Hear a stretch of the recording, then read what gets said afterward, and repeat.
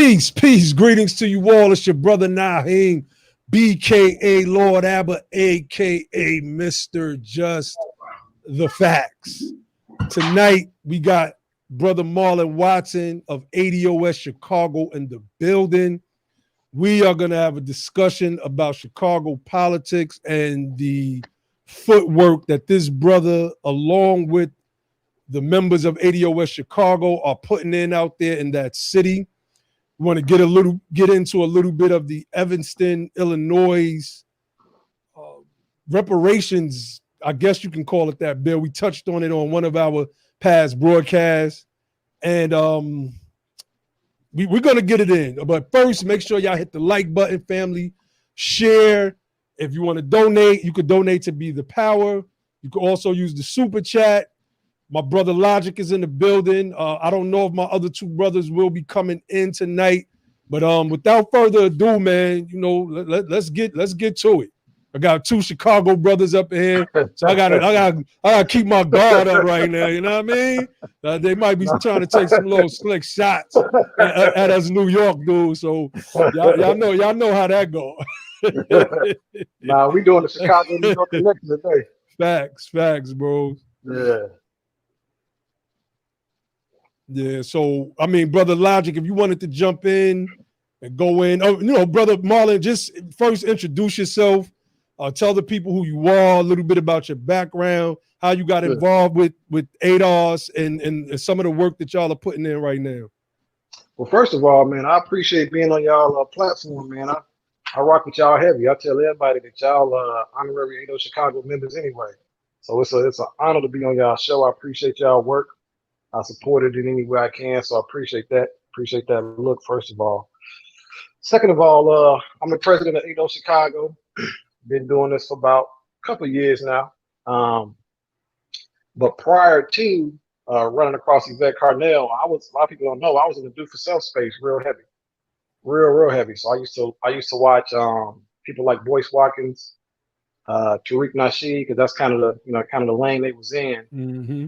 And I was really only in that space as a way to help my community, because I thought that's what we needed. I thought we were lacking entrepreneurialism. I thought we were lacking business skills, et cetera, et cetera. But in listening to Boyce Watkins' channel, Your Black World, Yvette Carnell would come on from time to time. Mm-hmm. And at the time, I really didn't pay attention to it because I really wasn't into politics. But one day, a couple of years ago, I heard him and her have a debate, and it was basically do for self versus government.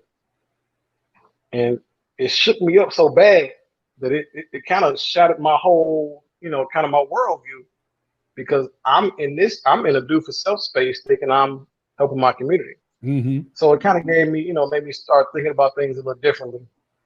And then a few months after that, I heard him debate the same topic, and I realized that I was doing I had the right motive, but the wrong platform or the wrong idea.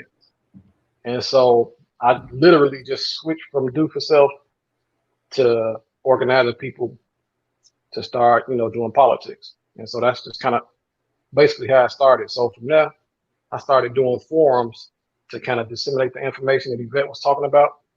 And one day I actually was able to get in touch with Yvette, and she came down October of 2018 and did a little forum for us. Mm-hmm. And that's how ADOS Chicago started. So we've been working there since. Oh, that's what's up. You muted, Logic. Oh yeah, man, outstanding, man. Being a brother that's quite familiar with your same type of environment, I understand how you can, on the south side of Chicago, do for self is like, natural to us. We've a city of hustlers and things of that nature. It's a very organized city, and people who don't really make excuses for not having no money. But I understand why, and the same thing happened to me. I grew up similar, do for self, Pan-African. I was Pan-African to the core. I've said that on this show a couple of times. I was a Pan-African to the core. My stepfather was one of the founding board members for the African Festival in Chicago that they have every year. My stepfather was one of the founding members that started the Kwanzaa Fest in Chicago every year. So that's what I was into. I went to NCDC. It was a Yoruba summer school, Pan-African summer school. Like, that's what my life was. So when I came into this understanding of ADOSness and this lineage-based justice claim, it kind of took me back. I was a tad bit resistant. I ain't gonna say that I was resistant at first, right? I ain't gonna say a tad bit. That's kind of downplaying it. I was really resistant at first, but I got into the information and I understood that it was right and exact, and it was the best prescription for our people and what they suffer and our sickness right here in America in this time, in this day. And it's really rooted to the core of all of our problems. So I'm glad to have you on. I'm actually excited. We've had Cynthia and Arthur Ward on. I really get pumped up when my ADOS Chicago family is in the building, right? It's something, in my opinion, it's something special about Chicago people. We have something special in us that just, historically, Chicago has been a hotbed for Black politics. We've been a mecca of sort for Black politics and Black culture, and we have led the way in many respects. So what we would like to get into tonight, is just you introduce yourself. Let's talk about ADOS Chicago. Let's talk about what ADOS Chicago is involved in, what y'all have done in the past, what you're doing now, and kind of what y'all vision is for the future. Yeah, first I want to say you're right on the Chicago thing. Very similar story, man. We grew up around the corner from the mosque, so doing for self was kind of the thing, man. So when I was 13, we went to an African school. We was learning hieroglyphics and all kind of stuff. So you're absolutely right. Very similar story. And yeah, I agree with you, man. Chicago people are kind of different. It's prime for a movement like ADOS. We generally lead the way in these type things. I'd say New York dudes probably come up second in that regard. You know what I'm saying? They come because they do a good job. It's not Chicago. You know what I'm saying? They do what they can. You know what I mean? Hey. Oh, there you go. There you go. Yo, hold on real quick, man. I don't know why people are saying that there's something wrong with the stream. I didn't get none of those complaints earlier. Look, I don't know what that is. I think it's just on some people's broadcast. I got it playing on YouTube right now. Clear? My stream is fine, so I don't think there's nothing we can do about that. Yeah, that's crazy. But earlier when we was dissecting Umar's weak and frivolous claims, we didn't get any of those complaints. So I don't know what it is, but yeah, go ahead, brother Marlon. Yeah, so but just in terms of what Chicago is doing, so we kind of started off. Everybody that was in ADOS Chicago, that started ADOS Chicago, was completely new to the political terrain just in general. It was something that was new for me. I mean, like I said, I literally just switched from doing organizing type stuff for do for self type events, and I just completely flipped like overnight to doing the same thing for for political organizing.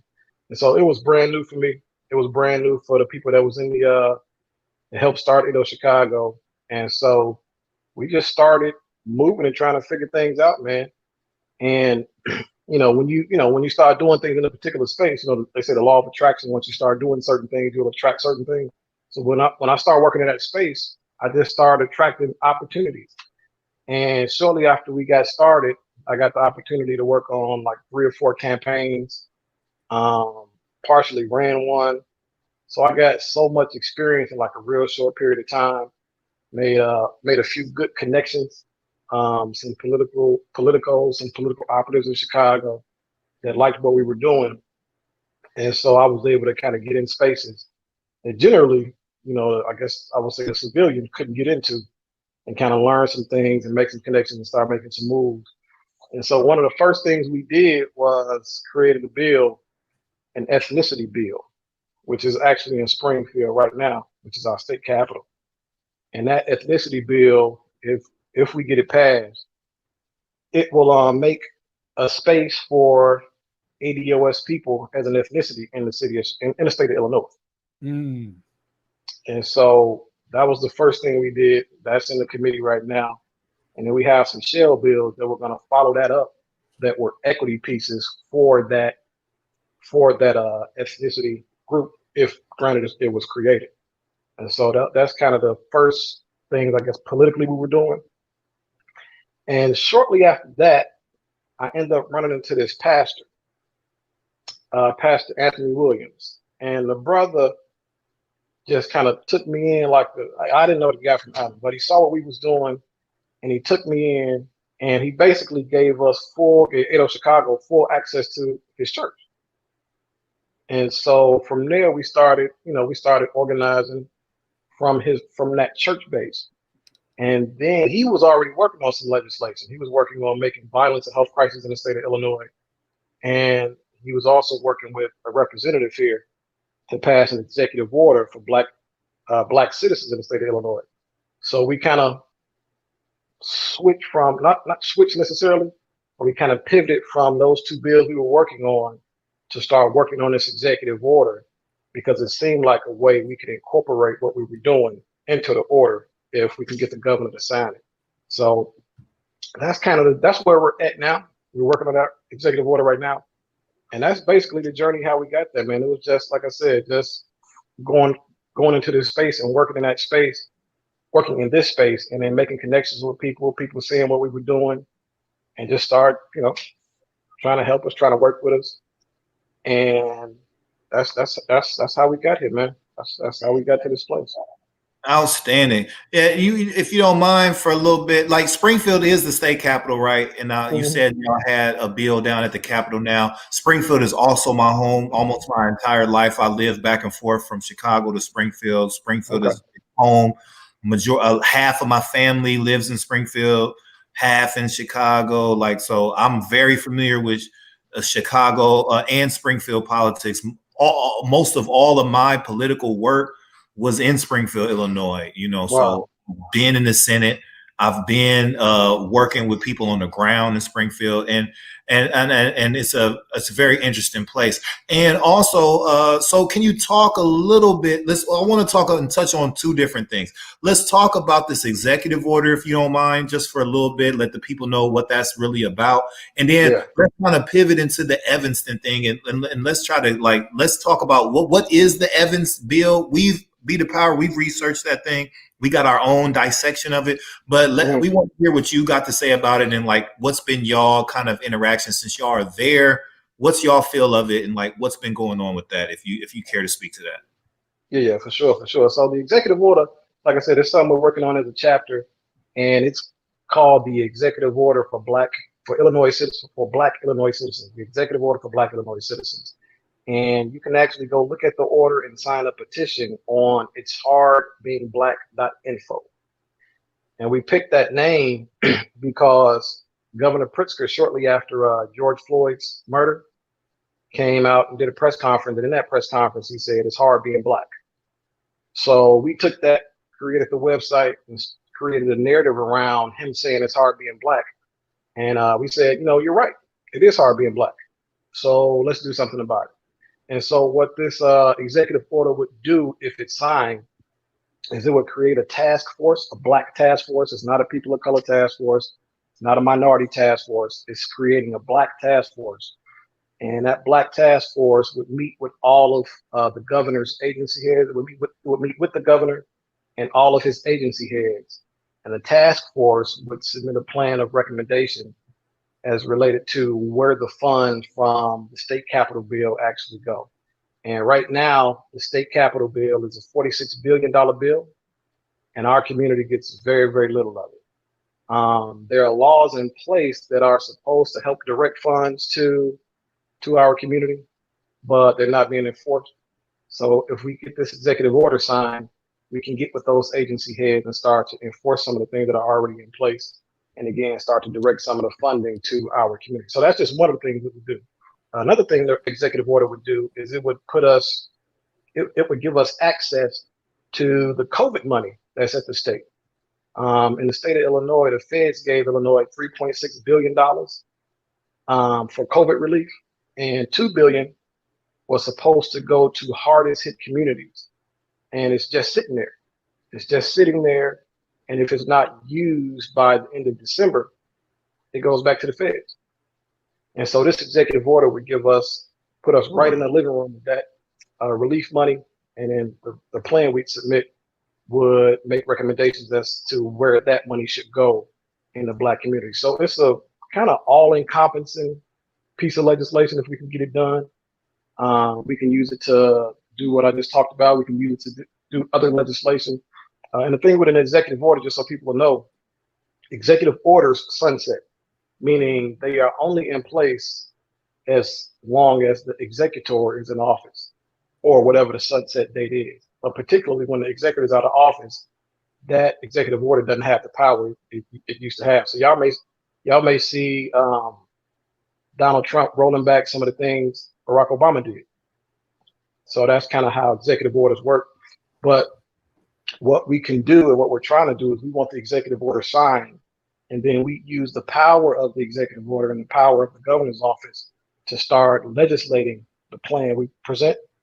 And so even if the executive order sunset, or when it sunset, what it created will be in law. It will be codified. So whether it sunsets or not. I do have a question. Yeah. I mean, I don't know. This just seemed a little funny to me, but I want to pull this up on the screen. The sister Donna Brown said, how will the Illinois state ethnicity bill correlate with the nation within the nation filing with the World Court by the NFAC? What's the NFAC? I don't even know what that even means. Like this whole question seems, I don't even know how sis, to. Like, let me just address this. None of that stuff has any bearing on the United States of America. The United States of America is not under the jurisdiction of the World Court. A lot of people that make those claims about filing with the World Court, it is just a way to give the appearance that they're doing something positive for our people and making some moves outside of the jurisdiction of the United States of America. The only problem is that court has absolutely no jurisdiction over the United States of America. And so it is ineffective, whatever that filing is. So I wanted to address that. Whatever the NFAC is doing is insignificant. You know, I wish them the best in whatever it is that they do, but that has nothing to do with real politics. What the brother Marlon is talking about is actual real political action, not this fantastical, silly moves that other people are making to get attention. Going to the World Court is an attempt to escape your civic duty and responsibility and all of the hard work it takes to do things in your backyard. How you can skip to the World Court and you haven't even done no work in your backyard? That makes absolutely no sense at all. These people are characters. What we're presenting you tonight is authentic. Brother Marlon is real. ADOS Chicago is real. The initiatives that they're involved in and engaged with are real. So we don't do any kind of Mr. Potato Head politics around here. We don't do that. We don't put the ears where the nose should go and the legs where the arms should go. We do things right and exact. So Brother Marlon, so we talked about that. Right. And I wish y'all the success on that. I want to get with you offline and talk about that a little more and see what all kind of help could anyone do. Is there any type of deadlines for this executive order? And how could, the rest of the larger ADOS family contribute to this particular plight? Because that's what Be the Power is about. We are about being the power and opening up this platform to empower others to get your message out. And tonight is about ADOS Chicago. So we want to know what we can do and how we can spread y'all message to help, whether it's donations, whether it's phone banking, whatever kind of help you all need. We're advocating and requesting that help from the greater community. So in respect to the Evanston thing, what do you know about that? Like, who's involved? Like, how is that undermining national reparations? And because we did some numbers on that thing, man.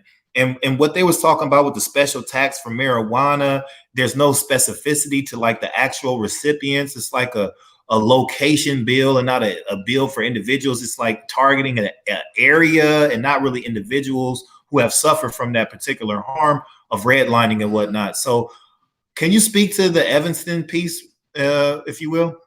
Yeah, for sure. But let me answer your question about what people can do with the executive order. You can go sign a petition. The petition is on itshardbeingblack.info. And when you sign that petition, every state rep, Governor Pritzker and Lieutenant Governor Julietta Stratton, they all get an email saying you signed that petition. And it also allows us to reach out and connect to you after you sign a petition. So once you sign a petition, you'll get a series of emails from us, and it'll show you, we'll talk to you basically via email about how you can get involved a little more intimately. And it's one of those ways is phone banking, email banking. And just like any political move, you need the people to make the politicians do stuff. Unfortunately, you would think, if I was in the office or Logic was in office or Lord Otto was in office or Ali, y'all wouldn't have to pressure us to do nothing for ADOS people. We're going to do what we're supposed to do. But unfortunately, the political class we have is the, run-of-the-mill, stereotypical political type folks, and you have to pressure them. Even with our legislative Black caucus in the state of Illinois, we got to pressure them. It's unfortunate, but we got to pressure them. So the way people can help is, like I said, go sign that petition on itshardbeingblack.info, and we will reach out to you. And that petition is not on change.org. It's our petition. So you don't have to worry about it, being shut down. We control it. And it will give us an opportunity to reach out to you and tell you, give you more ways that you can help with this particular initiative. So in terms of other ADOS folks around the country that may not be in Illinois, sign it anyway. You can sign it. That will help with the pressure. And I would encourage ADOS chapters around the country to look for a politician or a state rep that they can do something similar. They can do something similar. Sister Cynthia, can you actually grab the petition link?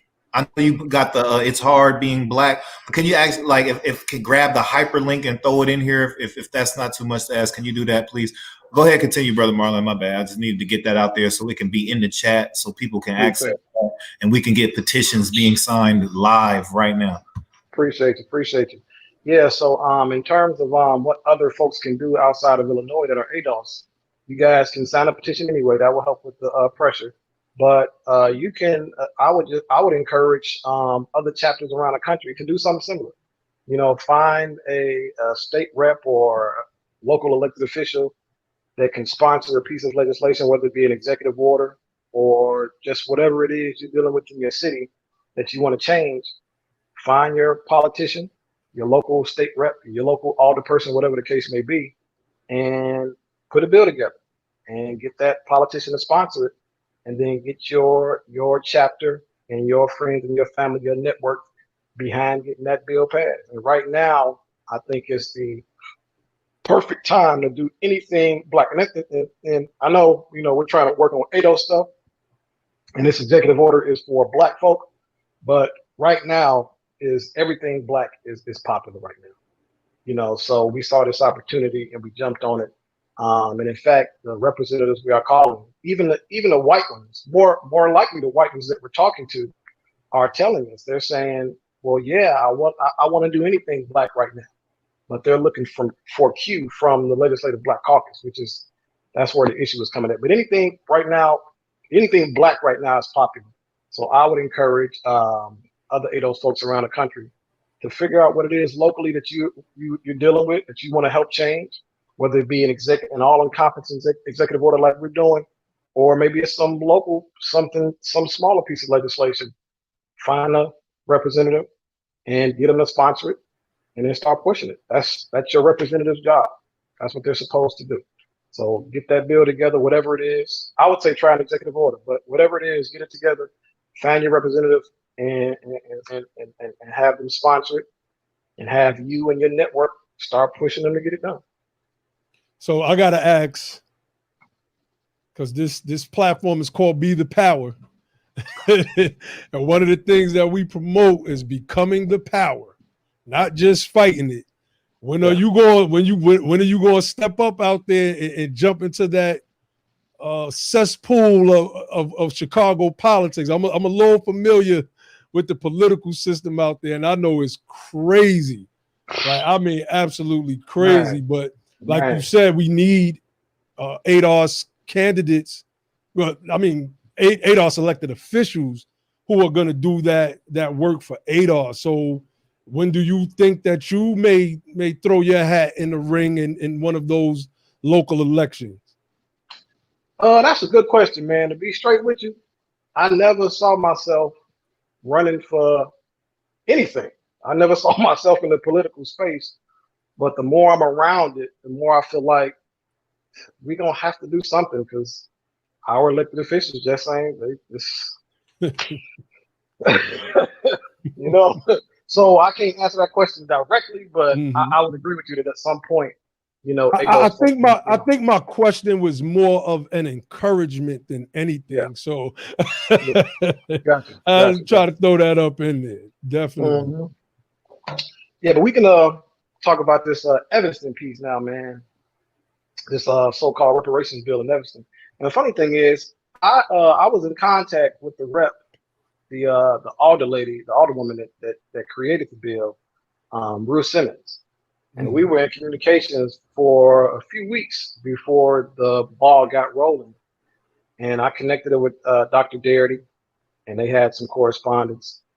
And, you know, long story short, man, what I was trying to influence her to do was kind of a waste of time, because what ended up happening was NCOBRA got wind of what she was doing. And once they got wind of it, they went up there to Evanston, the NCOBRA in Chicago, and they kind of sunk their teeth into her. And they started calling it a Black Rosa Parks, or the modern day Rosa Parks. And after that, it was like talking to a wall, you know. After they started blowing their head up, it was like talking to a wall. So it was, you know, exercise in futility, trying to get her to alter what she was doing. Because what we were trying to do is we were trying to, you know, I congratulated her for trying to do something, but we were trying to get her to rename it or relabel it something else other than reparations, because we recognized very, very quickly that, you know, that it wasn't reparations. Oh, so, man, we broke the numbers down to that piece, and it was, I was like, what in the world is this? This is ridiculous. Well, that's why she was successful in getting it passed, in my opinion. Because the city council up there was like, this all y'all want? Yeah, right. All right. Let me tell you what I had came up with. I came up with $74.58 per person. That's right. I did a piece right when it happened. If y'all go on ADOS Chicago YouTube page, I said the exact same thing. I said it came up to like $75 to $100 per person for 10 years. Right. You know, so and now joke, they have it. It's a joke. They try to make it sound real spicy when they say we're gonna do $10 million. Nah, that breaks down to about $75 per person a year. In value. Nothing. And now what they're doing is they're saying that they're going to make it in part home down payment assistance. And so essentially now you have to have good credit to get your reparations, because you got to be able to qualify to buy a home before you get the loan. That is crazy. You got to have good credit to qualify for reparations. That's crazy. So this is the latest development. And they're also saying that part of it may be for a STEM school in the particular neighborhood that was redlined. So now you got to have good credit, and you got to be interested in STEM to, you know, get reparations. And then too, you get into a house, you got to maintain that house. There's taxes, you know, you got to pay the mortgage, you got to pay the electricity, the water, all that stuff. Like none of that stuff is free. So I don't know what the $75 or $100 is supposed to be. How's that supposed to help people? I don't really get it. What bill is that going to pay? That's not even a bill that can pay nothing. So if you're what would even make sense, even though I don't understand why, and I do understand why. I'm saying that figuratively. Why do they feel the need to have to call it reparations? And I do know why. Because reparations right now is the oxygen behind all political fires that have to deal with lineage, ethnicity, and blackness. So they want to steal all of the energy from ADOS that ADOS has produced since 2016, and they want to use that to try to get their local things done. And it's just wrong. So what kind of pushback? can be, you know, produced in Chicago. Have y'all met with the mayor? Is Mayor Lightfoot out? Like, has she spoken out on? Like, do you know what her position is? Has anybody from ADOS Chicago gotten in contact with her? Has anyone gotten contact with anybody from, like, you know, anyone who's really hands on with that whole thing? Yeah. So in Evanston, you know, it's about 40 minutes north of Chicago. So the city council up there, Mayor Lightfoot really wouldn't have anything to do with that. But no, I'm saying that because I don't mean to interrupt you. I mentioned her because, you know, just if you could get someone in her position to be vocal about something, that's influence. The mayor of Chicago has always had influence over, you know, political activity throughout the state. Yeah, I know she doesn't have any real power in Evanston, but just to be vocal would mean something. Yeah. Now, Lightfoot, it's a waste. Lightfoot don't deal with black folk. Yeah, unless if you're LGBT, she rock with you. If you're black and LGBT, she rock with you. But outside of that, black issues is the last thing on Mayor Lightfoot's agenda. She's a one-termer. She's a one-termer, man. She's out of there. I don't even know how she slipped in. Well, I know how. There's so many people in the field that she was able to slip in. But yeah, talking to Mayor Lightfoot about black issues, man, is very, very discouraging. But we do have people in Evanston. We were trying to get them to start a chapter up there that could kind of put some pressure and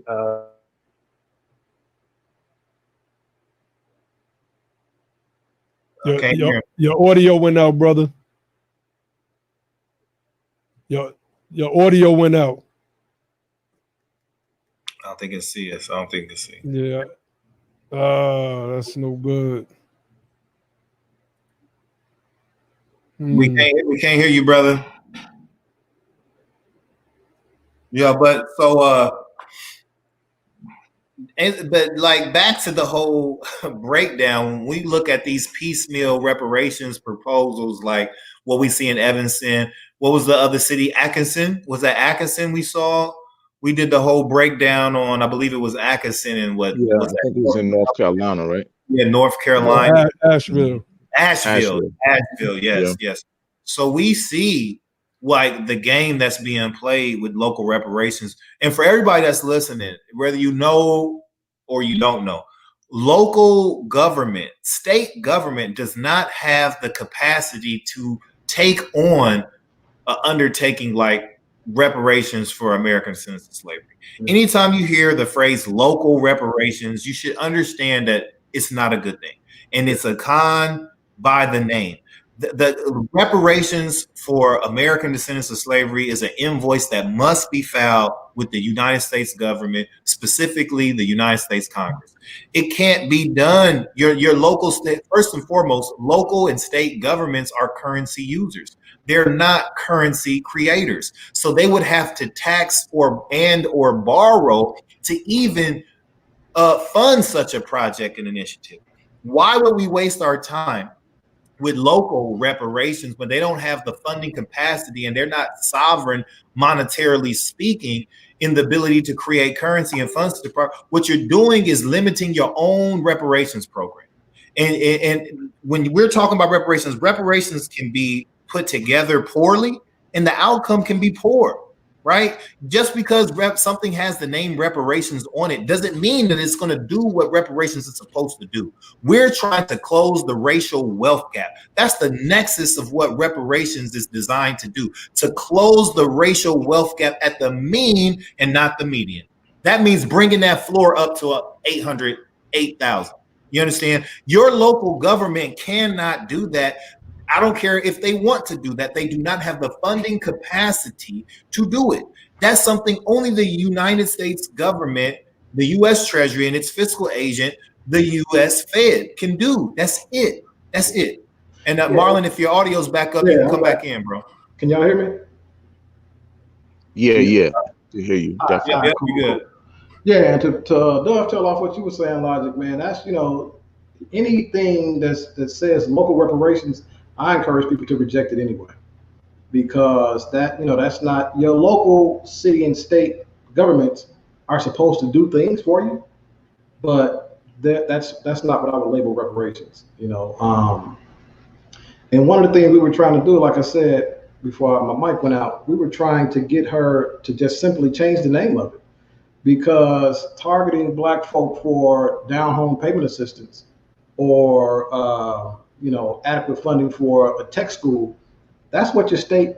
That's fine. It's cool to do, but that's what the state or city is supposed to do anyway. You're like here in Chicago, we have down home payment assistance programs already. You know what I'm saying? So if the city of Evanston was negligent in giving that to Black people, well, then you set some legislation up to start giving it to Black folks. But that's not reparations, and you shouldn't call it that. And so, the things that the things that the local, city, and state governments are supposed to do, I kind of compare it to like working a job. Let's say you work a job, right?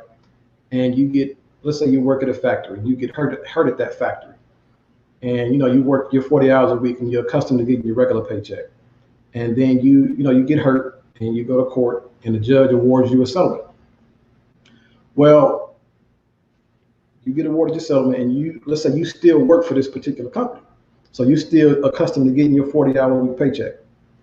Well, the judge says you awarded your settlement, and the company's going to pay you separately, for your injury.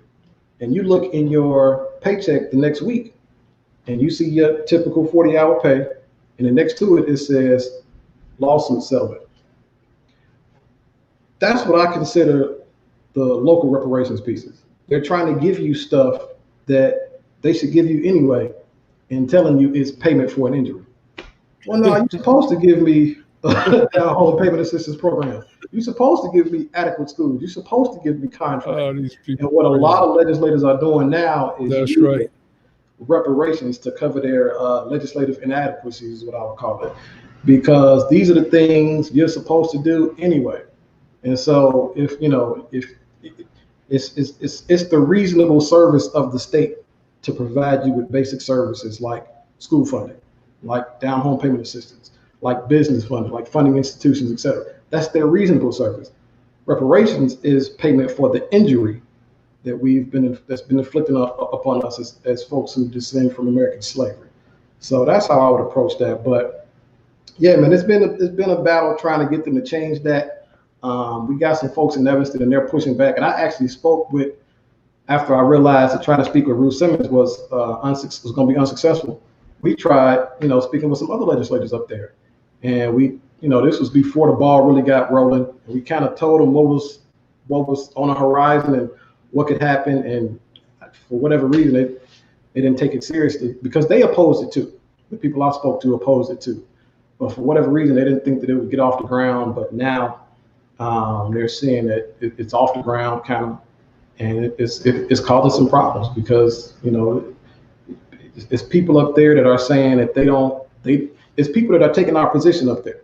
They're saying that people who are, that are immigrants in Evanston, because Evanston has a healthy immigrant population.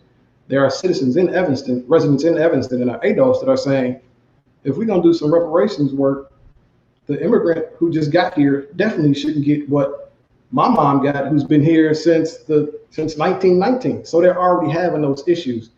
And so all we can do is, keep pushing the narrative and keep putting out the good information, and hopefully it changes some things. But all we can do is all we can do, man. And all we can do is good enough. We just keep pushing, just keep moving.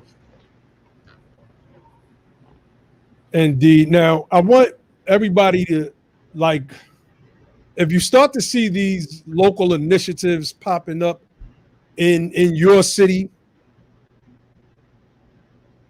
I want you to do some background into the people that are pushing these initiatives, the people who are crafting these initiatives. One of the things that we were able to find was that NCOBRA and NAARC are involved with many of these local reparation or so-called reparation initiatives. And I believe, and my team and I have come to the conclusion that what they're trying to do is create a footprint so that they could get HR 40 passed, to say, look at what we've done with reparations all over the United States of America and in little cities We know what we're talking about.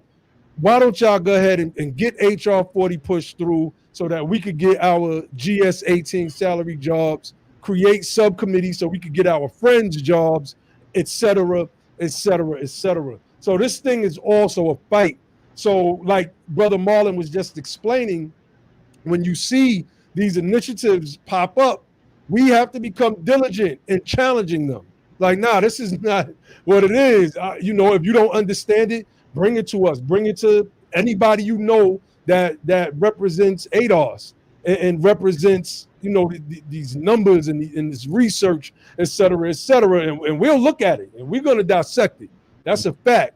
And then we can show you how to move in your locale and say, look, tell them this is what's not, you know, this is not right and exact. We've seen that done in Los Angeles. We see Brother Antonio Moore. He was able to give some testimony at the hearing that they had for their bill. I forget the number off the top of the head, but I mean, and this is what has to be done. So if they are going to do it, ADOS got to get involved, number one. That's number one. And we have to make sure that the language is correct and their understanding that this is not reparations. This is not reparations at all. Yeah, go ahead, Brother Ali. And let me just add this, bro.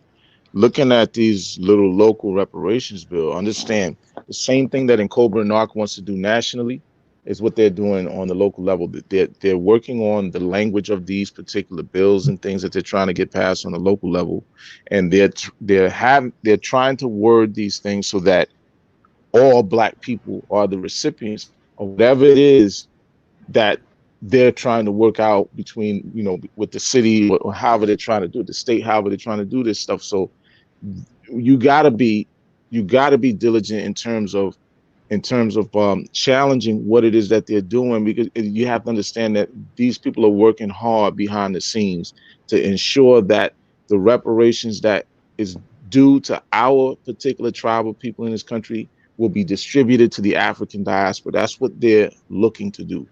Right? So we have to really be mindful of that. So your state reparations is going to go to somebody in Uganda? It don't make no sense when you really break the whole thing down. Think about it. What if the family that came from some African country or Western African country that is here, that they are saying they want to give reparations to? What if they came from a slave trading family? Exactly. You don't know. Yeah, well, that's what the Prince of Peace, Dr.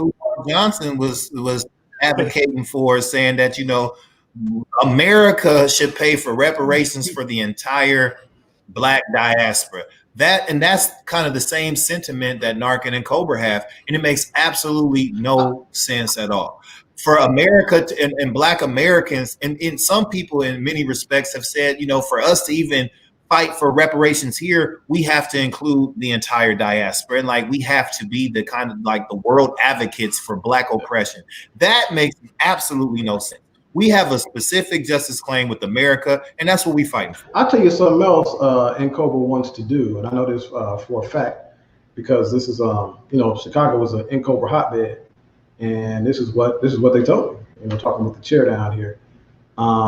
They said they want, in the event that they get reparations on a local or national level, they want those funds to go to an account that they control, like a trust account. Wow. And then when I asked them, well, what do you do with the funds in the event that they're, you know, given to you guys' trust account? Well, essentially, he said, because NCOBRA was working on a local Chicago bill that failed, but they basically told me that if we get that money, we distribute it to local non-for-profits of our choosing, basically. What? So a bunch of, this is, I'm telling you almost verbatim what they told me. So they're saying essentially if they were to get, so what they wanted to do in Chicago, and again, thankfully it failed, but what they wanted to do, they wanted to form a commission of 12 people, and the commission will be funded with, I think, $1 million a year from taxpayer dollars, and that will go as salary to the commissioners. And if they were to get reparations money outside of that, then that money would go into their trust account, and they would distribute it to non-for-profits of their choosing, which is basically a bunch of pan-Africanist, you know, groups. So That's right. Just from a logistics point of view, their approach to reparations is so nefarious. That's the word I was thinking of. Yeah, it's unreal, man. So thank God for ADOS, man. Thank God for ADOS. Word. Yeah, Word. yeah. Because if it wasn't for ADOS, man, like these people would have probably got so much of that stuff already pushed through. Yeah. So this is perfect timing. The ancestors, you know, they're rocking with us. I don't think these people even active before ADOS came on the scene. No. I don't think they were active. They just were around. Dude, let me tell you. I don't know. I know y'all rock with Arthur Ward a lot, the VP, Chicago Vice President. He went to an NCOBRA meeting sometime last year, and he ended up getting they do like any meeting, they do notes or whatever, minutes or whatever. And NCOBRA Chicago didn't even have bylaws. And I got the paperwork at my house. I got the notes from that meeting. Wow. They didn't even have bylaws. This was like the last quarter of last year, like around October or something. They didn't even have bylaws. Part of their meeting was they said they had to get incorporated. Hold on, brother. I'm telling you. Tell me NCOBRA didn't even have any bylaws? I'm telling you. Look, I'm and this is why I don't have any luck with working with NCOBRA on local initiatives outside of reparations in Chicago, because they know I know stuff and I don't mind saying it. And there's no shade to them. This is just a fact. It's just a fact. Before we started doing what we were doing, man, NCOBRA was not active.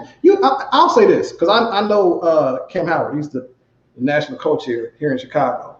And he was working on some stuff, but it was just him.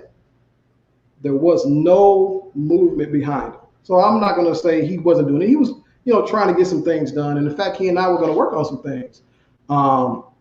If this politician I was working with had gotten elected, we were going to work on some stuff. This is before I was fully indoctrinated into the ADOS ideals.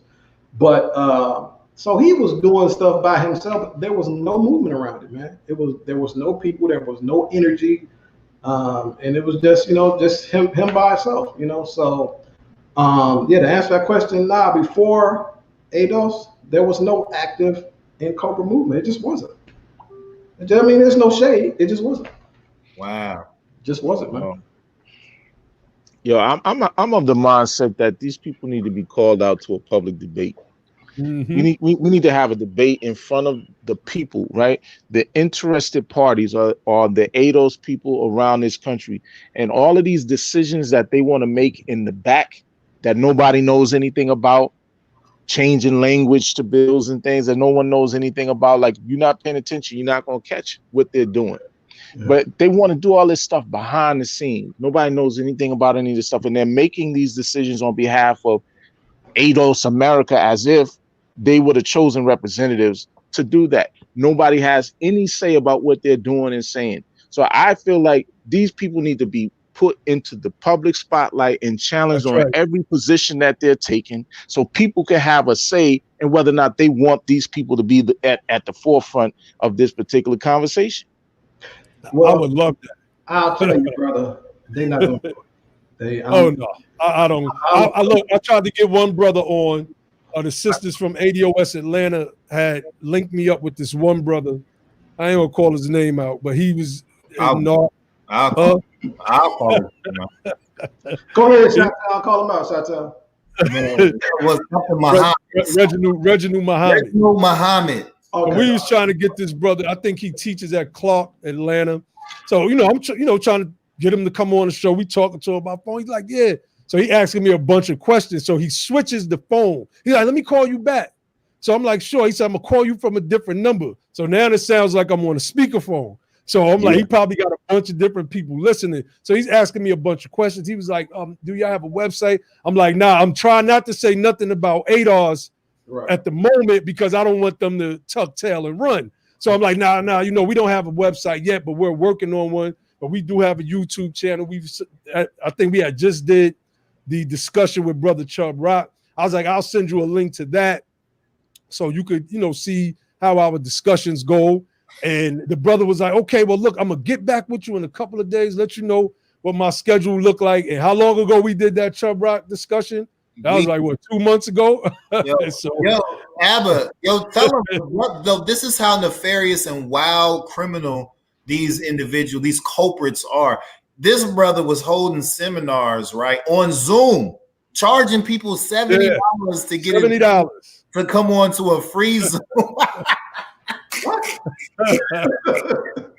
That's a fact. Them sisters pay $70 to get on that Zoom conference. Yeah. So, at the end of the day, the grift is real. These people are hustlers, and it kind of gives you an inkling into what they're trying to do with HR 40. It's just all a hustle. They're trying to get themselves to come up. And right now, with the whole Black Lives Matter, and I don't mean necessarily as the organization, but with what's going on with police brutality and people trying to jump on all things Black, like Brother Marlon was saying earlier, I fear that this thing is going to get pushed through. They are basically ignoring the Dr. Darity edits. Shout out to Dr. Sandy Darity. They're ignoring all of this stuff. They see us. They hear us. They hear every last one of us. Sister Yvette Carnell, Brother Antonio Moore obviously are the loudest. I mean, Sister Yvette was just on CNN. So they know that the people that represent America's descendants of slavery are a force to be reckoned with. And still, they are working their way around ADOS. They are in line with the Joy Reids.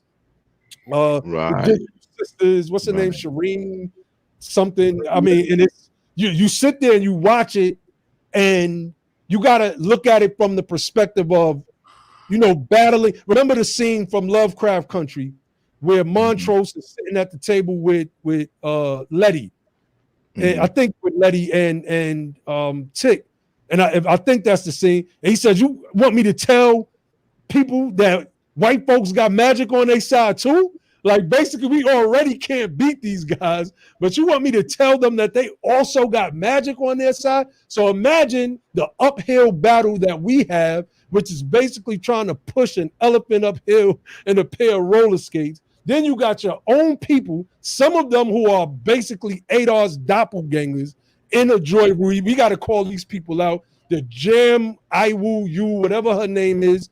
I don't know if she's ADOS. She says that she is. But when you're doing the bidding of the adversary, you become the adversary, point blank, period. So, it becomes an uphill battle. But, I mean, we built for this. So, Yo, brother, so in regards to HR 40, since we're talking about that, has anyone talked to, like, from ADOS out of Chicago? Has anyone talked to any of the Congressional Black Caucus members? Anybody talked to Bobby Rush? Anyone talked to any of those individuals, reached out to them, emailed them, and got any response back? Is any of that going on? Can you talk about that? Yeah, we do the typical kind of work around that every other ADOS chapter does. In fact, we ordered a bunch of Dr. Darity's books. And we wrote an intro, ADOS Chicago intro letter. Hold on, what y'all do now? We bought a bunch of Dr. Darity's books. Come on now, that's what I'm saying. That's how we get out inside. We ordered a bunch of From Here to Quality Dr. Darity books, which is the pinnacle of wisdom for reparationist work. Get that, y'all. Go ahead, brother. And we wrote an intro letter with it to kind of point out some of the most important areas or most integral areas we want them to focus on. We sent it to our state reps, all the people that's important, Congress folks. We sent one to the mayor, the governor, just so they can't say, well, we don't know this. We want something on record. Well, first of all, we want to educate them. We want them to have the ability to know, because I try to give people the benefit of the doubt. I don't think a lot of times, a lot of these legislators know. Matter of fact, I'm confident they don't know. Yeah. In my conversations with folks, they don't know. And so we wanted to give, kind of bridge that gap, giving them an education. And we also wanted a paper trail. So they can't say, well, we've never heard of this. We've never heard of the debate between local and federal reparations. So we wanted to do that. So that's one of the things we do. But outside of that, and I want to make other thing clear too. When I say NCOBRA, I'm not talking about the layman in NCOBRA. You know, there are a lot of people that are have a membership in NCOBRA, and they just don't know. Pre-ADOS, about 10, 15 years ago, I was about to join NCOBRA, and if I would have joined, I'd be on the path that NCOBRA is on probably right now, because I just didn't know. So when I say I have a problem with NCOBRA, it's not the general membership in NCOBRA, because generally they don't know. It's the kind of policymakers, those who create the narrative. It's those folks. It's the higher ups, if you will. So you're talking about peace, Marlon. What's up, brother? Hopping on. What's up, brother? Yeah. So you're talking about like, so we know the original HR 40 bill was drafted one way with a specific set of language. Then right around, I want to say 2000 and was it 2007 or something, when NAARC and them came out and was saying that they were pushing to get their changes or edits to HR 40 put through. So you're saying your issue was the people who knew or who had the working knowledge of why they put those particular edits in place, what they were doing. And I would really like for somebody to answer for that. Like, what are you trying to do? If you don't want to put it out on the internet for everybody to see, you need to put it out to somebody for us, because we're going to be on your behind, because from us looking at it from the outside in, we see it's nefarious. I mean, it's no secret what they're trying to do. You can look at NAARC's website. And like I said, in my personal conversations with the NCOBRA higher ups in Chicago, they told me what they want to do. They want reparations to go into an account that they control, and then they distribute reparations to who and how they want. It's not a secret. Crazy. So how do we get them to come out and answer for these things? That's what I'm trying to figure out. It's on NAARC's website. Josh is how do saying, we get them to come in and answer for it? Like, this is a legitimate gripe. We've been putting it out here. Yeah. Nobody's coming to address us. It's like they just thinking they can just be quiet and just hurry up and just slip it through. How do we get them to come out and have to answer for this thing? Well, it's clear to me that they have a no engagement policy with ADOS. Right. So they ain't gonna do it. That's why I say what Ali was saying earlier. That would be beautiful, but they not. Dude, you have no idea how many mutual friends of mine and Cam Howard's in the city of Chicago have asked me a bunch of times, "Hey man, y'all want to sit down? Let's try to have some unity in Chicago. Like, y'all want to sit down and talk?" I'm like, "Yeah, I'm with it.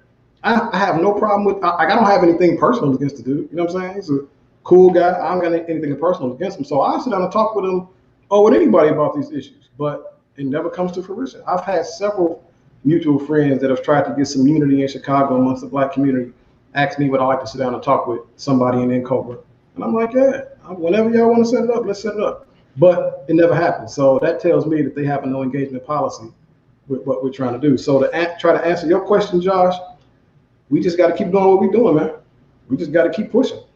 All right, so there's a couple things, right? And I've talked to many people about this, right? So NCOBRA, NAARC, and people of the like, right? They don't really have a constituency, a large constituency, right? What they do have is nepotism and clout. They've been doing a lot of things. They've been in a part of a lot of organizations for a long time. So they have history with people and they have relationships. They have built relationships all across this country, right? So what people don't understand is these type of people, because they don't have a rooting to the people, don't come out in the public.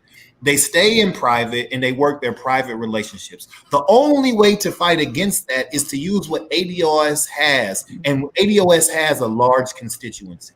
Yeah. Because it's COVID right now, we everybody's on this kind of lockdown type of time. But once we are able to move, and I don't know what that's going to look like, when that's going to look like, but if we weren't in a COVID experience, there's ways to force them to the public.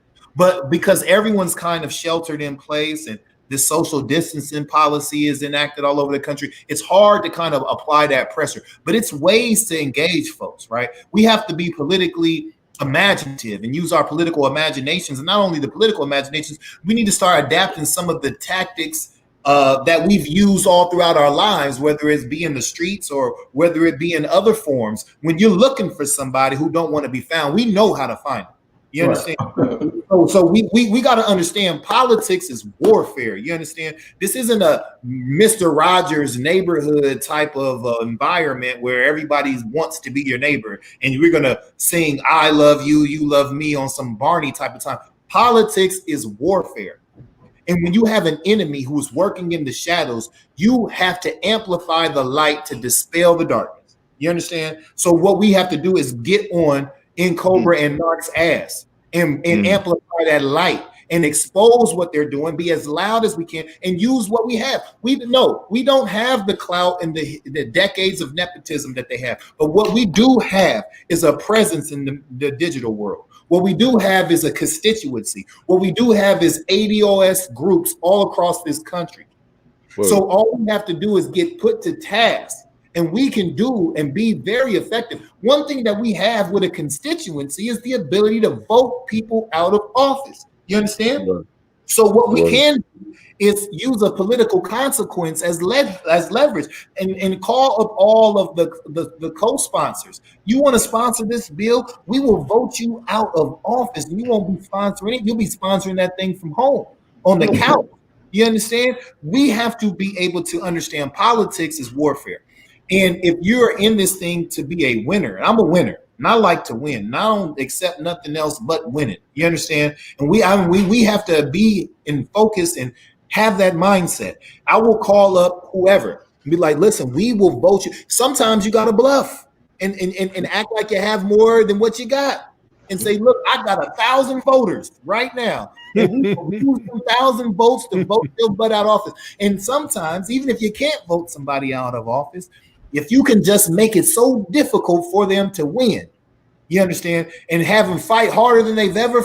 A lot of these incumbents haven't had to run a real campaign in a long time, y'all. And if ADOS, right, can organize, produce a real voter registration campaign, and have some real energy behind that thing, get the young voters out there, get the 17. Right? Because if you're 17 and you're going to be 18 before the general election, you can be registered to vote. If we get the 17 to the 35-year-olds engaged, we can build a new electorate to rival any of these old captured voting bases. You understand that? And I'm not saying that we can beat them, but what I'm saying, we can rival them and we can fight them and we can make them scratch and claw to victory. And I'm going to tell you right now, that alone is a victory, because they'll be like, yo, we don't want to fight like that. What do we need to do? Right. What do we need to do to get y'all off of our ass like that? And so that's what we need to get understand. Stop thinking that, oh, we can't win this race, so we need to just support whoever gonna win. That is a coward's mentality. That is a coward's position. When you're doing politics, you have to dig, be committed to something real. And ADOS is something real. So understand what we need to do. And I don't care if you got 500 votes. Do you know how powerful 500 votes is? That can make or break an election. Yeah. Now, I know I'm ranting. Go ahead on. No, go ahead. Spit that fire. You definitely from Chicago, man. You ready to fight, bro. Let me dovetail, man. Look, dude, I've worked in the past, I say 2 years, I've worked on like 4 different campaigns. And one of them lost by like 17 votes. Another one lost by like 150 votes or something like that. So to your point, if you start organizing and getting people on your side and getting people in your network, and all of them are registered voters and all of them are thinking the same and talking about have the same narrative, you can scare the shit out of an alderman or a state rep. You see what I'm saying? Yes. And in Illinois, I don't know about other states, but many of the state reps are appointed. That's another thing people don't take into consideration. Many of the state representatives are appointed to those positions, and once they get there, they have the war chest to be, of the previous administration to use to run their next campaign. But many times they're appointed to those posts.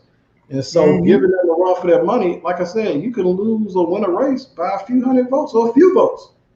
Right. Or a few votes. And so do people see Chicago, you can't be scared of Michael Madigan and all of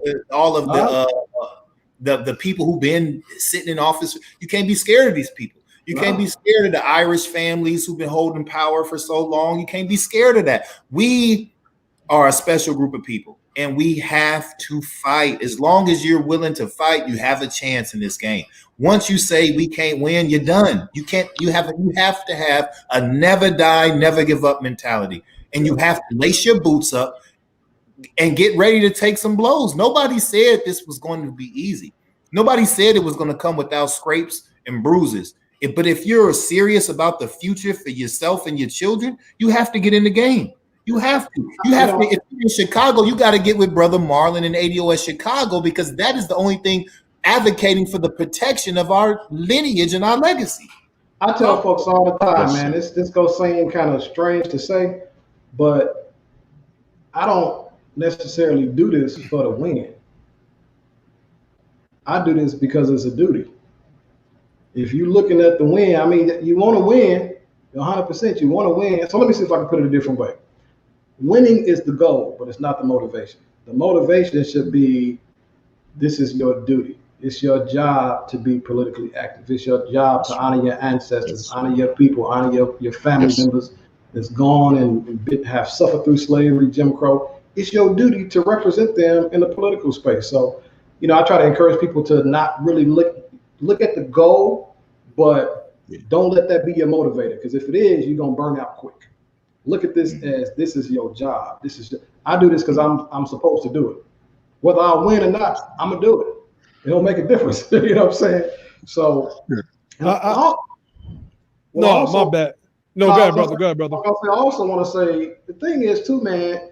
We just gotta, be willing to tell the truth. Like, I may be shooting myself in the foot talking about NCOBRA because I do local political work, and many times I need people that will ally with what we're doing in ADOS Chicago and that won't talk bad about us in certain spaces.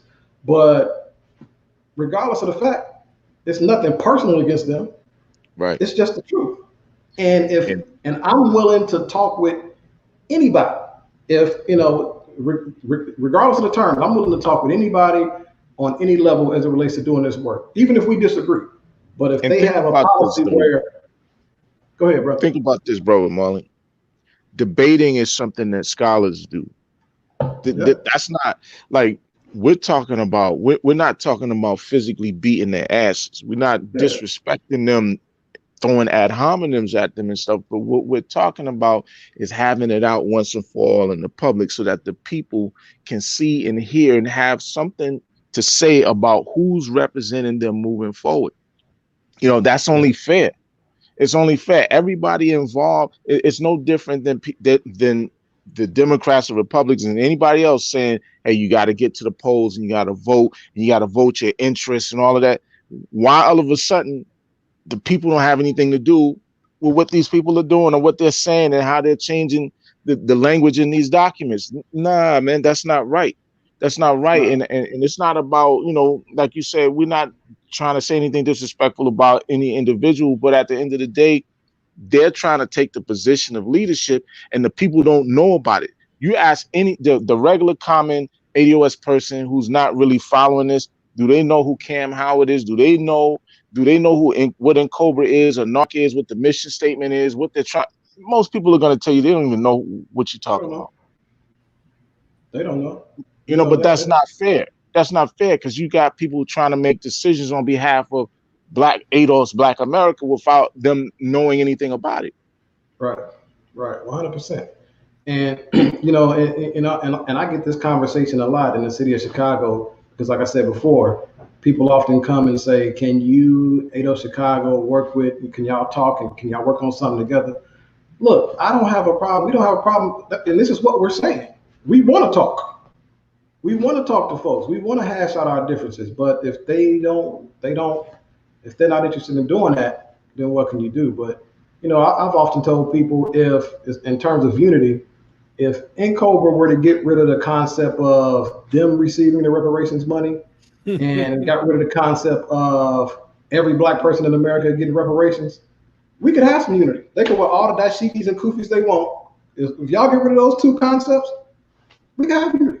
We can work together. I have no problem with that. Yeah. But it's those two things. You got to get rid of who gives out reparations and who gets it. If you can deal with those two things, I don't see a problem having unity. But they won't do it, and they aren't keen on actually talking about it in public. So we got to go out.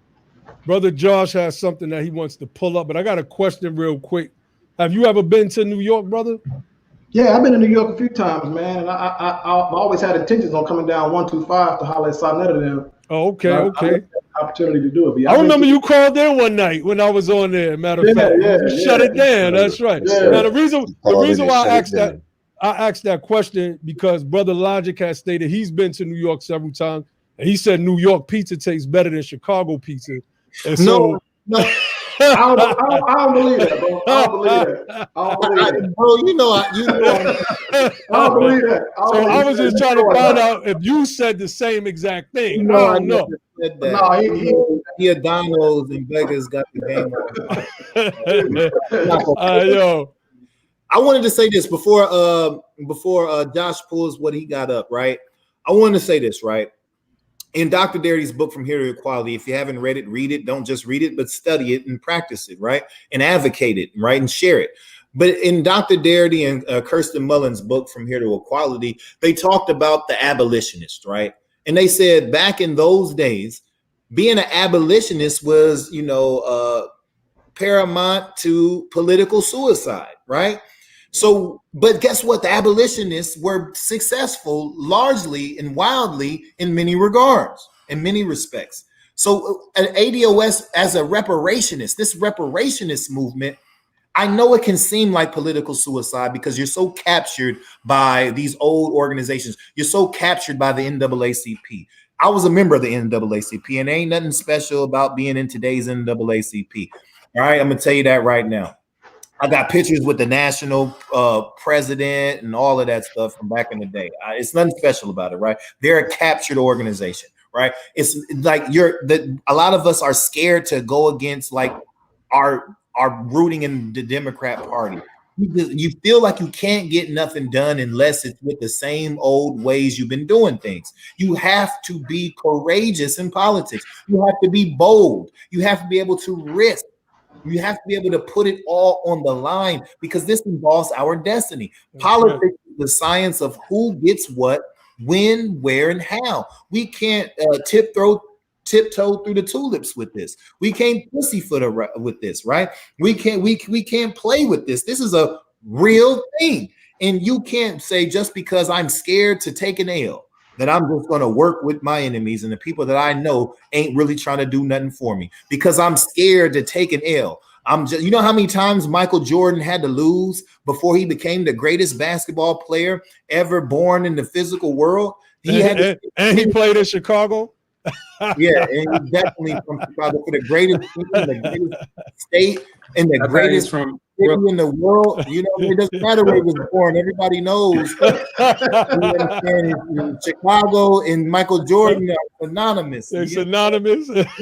Hey, he grew up in the South, though. He grew up in the South. Hey, but he was born in Brooklyn. All right, let's pull a stream. Let's pull a streamer right. I mean, it's stream. All right, what you got up there, Brother John? Yeah. So what I was trying to show y'all, man, is I went to the little NAARC site and I saw something that was very, very, I don't want to say it's very interesting. I was like, man, what are y'all doing, man? Y'all just getting people all confused. We got white people out here thinking that they're supposed to take up collection plates from other white people, and then that's supposed to be our reparations. Like they got this one thing. They got this one dude, man, that made a site called Fund for Reparations Now. White Americans in support of NAARC, basically. And so you go down here. I'm not going to read all this. I had to blow it up so y'all can see it. But either you can own up, you can, do your statement of apology. You can sign that. That's cool. Wow. What you mean? So you can make a reparations contribution. You can do better. I mean, all doing better and making an apology, that's fine, I guess. Y'all can let me know how y'all feel about that. But I just wanted to show this right here. Pay in. What is that? I ain't never seen Hold that, up. man. Yeah, make your reparations contributions. Then it's not a donation. What? Let me read a little bit. It says the fund for Yeah. reparations now is a chance for white Americans who claim anti-racist beliefs to live into those beliefs in a real and tangible way. Unlike the version of philanthropy that most of us are familiar with, the contribution made here is not thought of as a donation, but a reparatory payment for 400 years of enslavement, oppression, inequality. 100% of the money paid in here goes to NAARC, where 80% of it will be used to bring the 10-point reparations plan to life. Wow. The remaining Hold on, Josh. Read that again. 100% of the money goes paid in here goes to NAARC, where Wow. 80% of it will be used to bring the 10-point reparations plan to life. The remaining 20% will go toward ongoing advocacy for our ultimate goal, official reparations from the federal U.S. government. Wow. I mean, so wait a minute. You want to give 80% to NAARC and only 20% to the cause of making reparations from the federal government happen? Like I don't. Number one, that don't make no sense. Okay, but let's talk about. I guess these are the different things that people can pay in for. You know, bringing the plan to life. Point 9 in the Elaine massacre. So they talking about. Let's say I read this one: the struggle for freedom, dignity, and self-determination. And community national development is a saga of people in a strange land, resisting, surviving, maintaining families, building institutions, and creating a future in the face of unspeakable oppression, exploitation, terror, and violence. All across this land, there are slave quarters, hundreds of sites where Black people were lynched, and locales where Black towns and institutions were destroyed. But there are also Black burial grounds, burial towns, e.g. Nicodemus, Kansas, Mount Bayou, Mississippi, houses of worship, blah, blah, blah. Let me just go down. Oh, hold up. See, I don't want to skip something because I'm waiting for them to say like what they get into, what they're trying to get to. In other instances, significant institutions that speak to the triumphant quest of a determined people to create a new African community in this hostile land. I don't know. I don't know if that's what we're trying to do. New African hostile land. What kind of fantastical nonsense is this? And now they're talking about Elaine, Arkansas. Oh, so okay, that was Arkansas. We was trying to get early. All right. So they're saying the bloody red summer of 1919, and we know about that. And so I don't understand what they're. So let's read what they're trying to do. Contributions from fund for reparations now will be held in escrow for this purpose, pending agreement with leaders from the community about how they wish to proceed. So basically, I think it sounds like they're taking up collections for these individuals. Like it's not necessarily piecemeal, piecemeal reparations. That's what they're calling it. It's piecemeal reparations because it's not even from like a city or people. It's just like per occurrence. So they highlight these different atrocities and they're doing piecemeal reparations. Hold on, go back to that part, Josh, right there. That it's going to be held in escrow. Read that. Contributions from Fund for Reparations Now will be held in escrow for this purpose, pending agreement with leaders from the community about how they wish to proceed.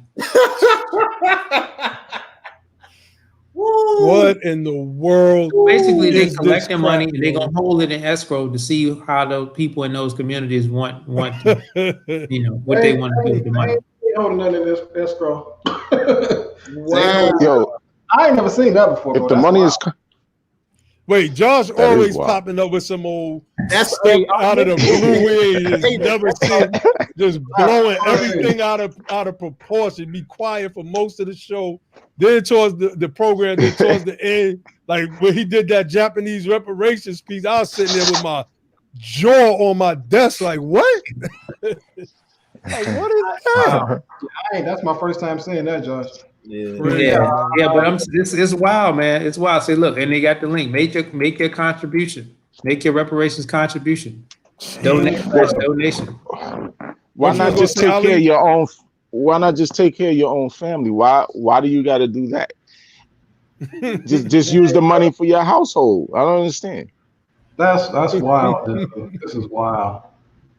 Wow. Yeah, so now they got the Harriet Tubman Circle. Harriet Tubman was a warrior woman and freedom fighter who dedicated her life to advancing the cause of abolition in bold and courageous ways. In her honor, reparations contributors to give at least $400 a month for at least 1 year, commemorating the 400th anniversary of the Hey yo, Africans. Josh. Yo, what's up? It's like I'm gonna ask you to donate $100 to me, and then I'm gonna turn around and ask you what you want to do with that $100. The fuck kind of shit is that, man? Come on, man. These are like professional con artists. You understand? Like this I think what they're trying to do is they're trying to get the white people to donate. This is not for you to donate. This is for white people. But it'd be funny if some black folks did donate. Oh, okay. Oh, this is for white people. It's a buy-in. It's a buy-in to try to get rid of your white guilt. Okay. I've seen some of that. I've seen some of that over the past couple of months. Like, wow. This has been working. And this is from I got this off NAARC. Well, I didn't get this link off of NAARC website. I seen them talking about it on NAARC website, so I went and looked it up, and this is what I found. God. Invitation to join the Harriet Tubman Circle. They some wild boys for that one, dog. Give at least $400 a month for a year. That's some more. That's some more Booker T. That's some more Booker T move right there. Let me get this Tuskegee Institute going. Yeah, you get $4,800 to which 80% of it go to NAARC, and the other 20% go to I don't know where to go to. It go to efforts to fight the national reparations fight. I don't know how that make any sense, man. But you know what I'm saying? Like this is the kind of wild stuff. I mean, look, if these people are they trying to look like they're doing something. I know you want to do something. You want to keep moving. This is wild and scattered, and it's not. To me, it's kind of counterproductive because when it comes time to pay reparations on a national level, you're gonna have people. I've already made my contribution. I'm good. I don't need y'all. Yeah, I've already paid reparations. That's the whole thing. That's another thing with the state versus local. I mean, state versus national. It's like if you got states doing it, the feds can easily say, "Well, let it be a state's prerogative." On a reparations. Let the states do it. Let this get bigger. Let this get bigger, and let other people start to duplicate this, and then we'll get like $10-20 million. And they'll be like, "Well, we didn't already did reparations." No. Let me say this, right? Let me say this. The way federalism works, right? Whatever the regional governments do cannot suffice for federal and central government engagement. Whatever the states do is a product of the state. So they can't say the state did reparations for the United States of America. Whatever state thing is a state thing. That's like saying that's like the US government saying we don't need to pass a legislation to legalize marijuana because you got states doing it. You have to if you want it to be a United States institution. If you want it to be an institution for the United States of America, it has to come from the central government. So right now you have legal marijuana just being practiced federally. It's still illegal. You understand? So that's what you can't say it's legal because states are doing it. It's legal in that state. Just like if you get some states doing it, some states have done it, but it's not an American institution until America's government, not the states. America is the combined representation of all of the states putting their stamp on it via the United States Congress, who has representatives from all of the 50 states, right? So that's a big difference. Now, when we get to that, I want to pivot to something real quick. So we're dealing real quick before we move on from this particular thing I was sharing. I wanted to ask Marlon's opinion on something. Marlon, so let's just say white people wanted to do let's just say what this plan is this guy has, and white people actually wanted to raise some money to do something to make reparations closer to being a reality. What do you think that they could do with that money or that energy? Hold that thought line. In my opinion, and I've talked with white folks about this. I've talked with some philanthropist groups about this very thing because they wanted to know what they could do to help with reparations. I think the energy is better used if they're seriously interested in reparations becoming a reality. I think the energy is better used in making it a non-negotiable platform for their local politicians, whoever their local politician is, or their local congressperson, governors, mayors, etc. I think that white people should put all that energy into telling those representatives that they want reparations for ADOS to be part of their platform. I think I think that's better than giving money, in my opinion. I think that Do you think that if they had some money, right? If they had a pool of money or something like that, and they made it to where, hey, look, this money is going to be donated to the candidate that has the best platform, the candidate that's going to look, you're not even going to have the ability to even qualify to get none of this money as a political donation to your campaign if you are not pro reparations, if you don't commit to fighting reparations. What do you think about that? Yeah, I agree with that 100%. That's what I'm saying. I think they should make reparations for ADOS on a federal level a part of their political objective. It should be a non-negotiable thing. If they're serious about reparations becoming a reality, they should be as serious about making reparations part of their whatever local officials' agenda as they are about whatever other pet projects they're serious about. If they're liberal and they're into LGBTism, as serious as they are about that, they should be as serious about making reparations for ADOS part of their representatives' platform. Because white people don't generally live around us. So, with the pressure we put on our local politicians is one thing, but we need politicians just generally to, whether they're directly involved in making reparations a reality or whether that they can use their bully pulpit as a politician to make the reparations narrative a reality. We need politicians in white areas too to talk about reparations and make it part of their actual legislative platform. So that's what I would suggest white people do. And like you're saying, Josh, if they're gonna give money to those candidates who have the reparations, ADOS reparations platform, and put everything you got into getting those candidates elected, as opposed to giving it to NAARC, who's gonna take 80% of it and pay my salary, whatever they're gonna do with it. I would say get those politicians elected that has the ADOS reparations platform. That's right. So we're talking about reparationist for office. Marlon, specifically regarding Illinois, right? Yeah. I personally, that's my home. What I think it's going to take is a state movement, right? Mm-hmm. So I understand, like Cook County and Lake County, those are the biggest counties in Illinois. I understand that, right? But we have to move. Like, we need ADOS Chicago. I know we're dealing in a COVID situation. I got it. I understand that. But we got midterms 2022.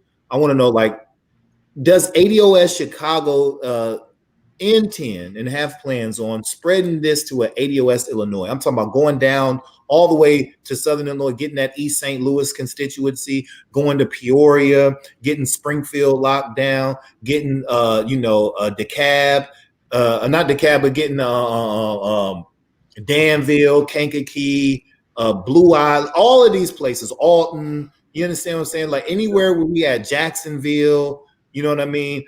Getting all of those, like, that's a lot. Like if we can get a Decatur, you know what I mean? If we can get all of that activated, we can really transform the state of Illinois. We possibly can get an ADOS governor. If I know Jesse White said he'll never run for governor. I understand that. But having an ADOS governor, I think, could be one of the most powerful moves in American history. Yeah. You know what I mean? So I think Chicago could lead the way in having Illinois being the first state to have an ADOS governor elected to office. What do you think about that? Well, actually, I think ADOSIllinois.com is still up. That was the intention pre-COVID. That's what we intended to do. We intended to make an ADOS Illinois and build ADOS chapters all across the state of Illinois and do exactly what you're talking about. But COVID came and it kind of shook everything up. But we was about to go off, man. That's exactly what we was going to do. So You know, we're trying to still work around that. You know, we know people in different cities in the state of Illinois that want to start chapters, and we're trying to help them to the degree we can in this pandemic. But to answer your question, that's exactly what we was intending on doing. Like I said, I think ADOSillinois.com is still up. We created that for that specific purpose, and the intention was to go all across the state of Illinois and start ADOS chapters. Oh, man, outstanding. Yes. Offline, I got people in Springfield, Peoria, East St. Louis, Decatur. Yeah, get with me, bro. We're gonna get this thing happening, man. Yeah, connect them with us, man. Like I said, that was completely our intention. Man, we had it all set up, man. We was about to go crazy in the state of Illinois, but again, COVID hit, and it, you know, we still gonna go crazy. We can still do it. We can still do it. We just have to pivot a little bit and shake and move some things around, but we can still do what we got to do in that regard. So definitely, you know, we can talk offline if you got people in those different cities.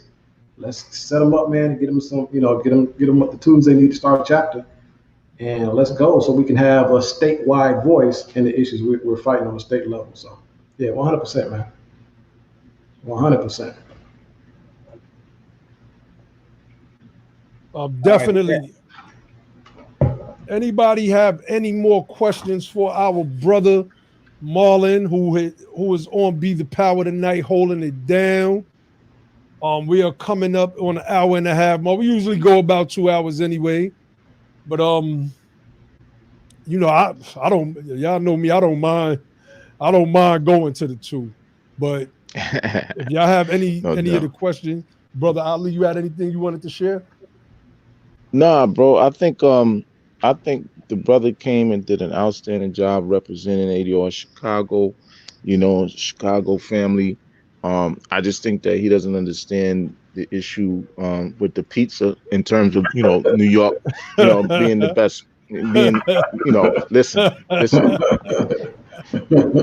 At some point, we gotta straighten all that madness out. You know. Yeah, I'm vegan now, so I can't really, you know, I can't partake in the way that I used to. So, you know, I'm just playing, man. I'm just playing. Look, I've been to Chicago, and the crazy thing is, I went to Chicago in, I think it was in April. I turned vegan that October. So I didn't even get a chance to taste the Chicago pizza. So it was kind of crazy. No doubt. But man, bro, I for real though, man, like I said, when I first came on the show, it's an honor to be chopping it up with you brothers, man. I follow y'all movement. All y'all, even Lord Albert and Ali, y'all ADOS Chicago members honorary. So y'all cool. Honest, brother. No doubt. Even New York, y'all honorary. He done plugged y'all. Now you plug. You hear me? Yeah. And I got to give a shout out to ADOS Chicago too, man. Cynthia, Arthur. I probably shouldn't have started naming names, but all y'all, man. Oh, yeah. You know, you know, Cynthia and Arthur Ward. That's our family. You know, we rock with heavy. That's our family right there. Yeah. But ADOS Chicago in general, a lot of people, you know, in the ADOS space know about ADOS Chicago, and it's because we got some good, committed folk who actually care about their community, man. So much respect to ADOS Chicago. Much love y'all. Y'all know that. So I want to give a shout out to Brother Marlon. I do got a question, Naheem. Matter of fact, it was come from a comment that was, you know, earlier in the show. And then now that we got a lot of the stuff out the way, we can just talk about, you know, this. So somebody said that, you know, well, how does, you know, the media using Chicago as like a poster child for black on black crime kind of affect politics for ADOS in Chicago? I wanted to bring up good question. It is a good question. I wanted to, and I paraphrase, right? I want to bring up this too. Like before I send it to you, Marlon, you can speak on that, right? Yeah. The term black on black crime is just a crazy term. It's an invented thing that it doesn't really exist, and it's not used anywhere. In Chicago's most violent history and historic period, you had the Italian mafia families, the Torios, and the Italian crime families, right? Going at each other, right? In a major way. I'm talking about killing each other daily. You never heard the term white on white crime. You had prostitution, racketeering. Or Italian on Italian. You never heard Italian on Italian. You never heard Irish on Italian. The Irish ended up beating the Italians in Chicago anyway. I don't know if people know that, but the Irish run Chicago now. But you have the whole history, decades and decades of white violence and crime. Like not just violence, but crime, like organized real crime that they're heralded as. Like you see movies about Al Capone and you see movies about Joey Torrio and you see like they're heroes now. But they'll tell you about little brothers in Inglewood and the little brothers in Washington Park. Like they'll tell you about the little brothers on the South Side who shoot each other up because of the condition that government created, right? When the government allows the cartels to funnel drugs and guns into the community, working with government agencies and put that stuff. No one ever asked, where are brothers getting machine guns from? Where are brothers getting all access to weapons and armament like that when we live in a city where, it has some of the most strenuous gun laws? Where are they getting this stuff from? Everybody's not just going to Indiana and Wisconsin to get these weapons, right? Where is it coming from? No one's talking about that. No one's talking about how when I was a kid, freight trains used to just stop in the neighborhoods and we would pop locks and go in there and bust them things up and it'd be all kind of stuff in there. Why would a freight train full of weapons and things like that just be sitting in the ghetto? Come on now. Why would they have a policy where you turn your guns in and then there was a report where the same guns that they turned into the police station, the serial numbers came back up in crimes where the weapons had got recirculated back to the street? Hey, check it, bro. So when we talk about black on black crime, you have to understand that's a white supremacist construct. And it has nothing to do with reality at all. And there's more white crime. If you don't believe me, the most nefarious crimes happening not only in Chicago, but all through Illinois are white folks. We have more governors than any other state go to jail. You understand? We had governors we had Governor Ryan, right? Who was allowing these CDL licenses, right? To people to get CDL licenses. And then it was the instance that blew the whole case open where these coils came off this truck and killed this whole entire family, and they investigated it, and they had to send the governor to jail. But we've had several governors go to jail. Blagojevich, we've had 4, I believe, 4 governors go to jail. We've had senators go to jail. And these are all white, these are white people. You understand? No one brings that up, though. They just want to say, well, Chicago this and Chicago. Madigan just got the daily crimes. The brother, Big Daily and Little Daily, right? They just generate daily in Chicago. And you have, the Madigan just came down on some hefty charges. Now, how you got the longest sitting General Assembly representative in history of the House, and his daughter was the Attorney General. And then you wonder why he never was brought up on any kind of corruption charges. His daughter is the Attorney General, Lisa Madigan. So we gotta y'all can't fall for that type of stuff because on the media they just want to show black folks killing black folks, and they come up and invent this thing called black on black crime. Hey, check it. I seen some videos with some young boys out of Chicago. Two, I think they were the young rappers, and they had. It looked like SAMs, surface to air missiles, bazookas. I'm like, where the hell they get these from? And they posted it up on their Instagram pages. I'm like, this is crazy. What the hell is going on in Chicago, man? Chirac for real. Yeah. I'm like, oh God. But yeah, just that whole piece, Logic, man, to answer that question, it makes it difficult because a lot of our elders, that generation, the boomer generation, and many of our elected officials, and I'm talking about the black elected officials, ADOS particularly, they kind of buy that narrative a lot of times. They buy that there's it's the respectability politics piece. They buy the narrative that there's something wrong with the people as opposed to something wrong with the state that's supposed to be serving the people. You know what I'm saying? And so, I think one of the latest mass shootings, just to talk about the, how Chicago or how Illinois looks at crime when it comes to black folks and white folks. One of the latest mass shootings was about a month or so ago, and it was people coming out of a funeral. It was like a gang rivalry, and 15 people were shot right off 79th and Carpenter. Well, I think in the mid 1960s, they call it Bloody Sunday or something like that. Al Capone's gang, they shot like 20 people. Like the Chicago, the one that happened a month or so ago, nobody died. 15 people got shot, nobody died. But when Al Capone did it in the mid 60s, I think they shot 20 people and killed 10. And their community, I've said this on press conferences in Chicago. Matter of fact, I said it in front of the governor's home a month or so ago at a press conference. There's nothing wrong with our community.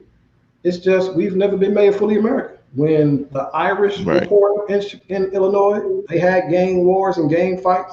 When Italians were poor in Illinois, they had gang wars and gang fights. I mean, the stuff they would do, they would take you, like Jewish mob, they would take you to butchers. You would get taken to a butcher and get chopped. I mean, they was on a whole other level as it relates to, you know what I'm saying, being wicked. But when America, when the state of Illinois decided to make those communities middle-class communities and strong communities, you saw that crime and all of that dysfunction drop. Like, for instance, right now in the state of, in Chicago, at least, the Irish basically own the police department. So they got their piece of government. So they can pass those jobs down and pass those contracts down in their communities, et cetera, et cetera. So the remedy is do the same thing for us. Do the same thing for black people. That's been the case in New York for a long time. I mean, pretty much from the beginning of the police force, it's been pretty much Irish. That's right. You know what I'm saying? They dominated the police force, and so I think they talk about it in The Gangs of New York. Have you ever seen that movie, The Gangs of New York? They talk about the history of the New York Police Department and the fire department, and how the Irish were very instrumental in taking over and being dominant in particularly the police department.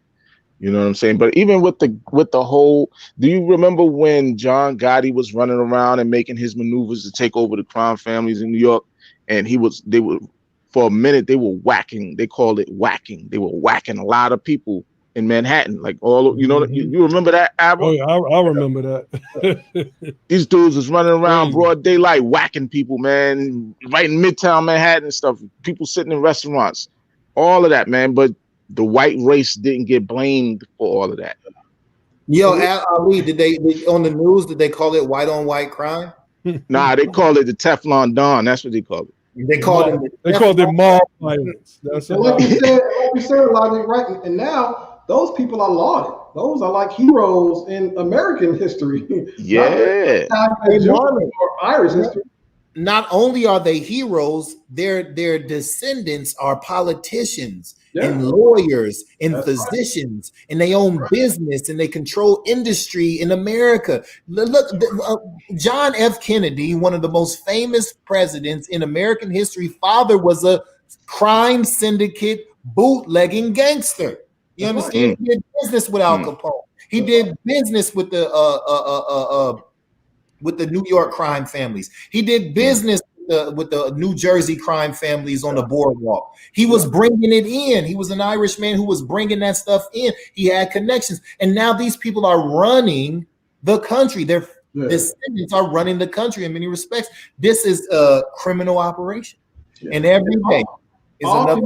All communities have criminal enterprises. And I would say communities kind of need as strange as it sounds, communities need that, because you can't be a community around. You can't be a tribe around other tribes that have a crime, crime syndicates, and you don't have one. You need that protection.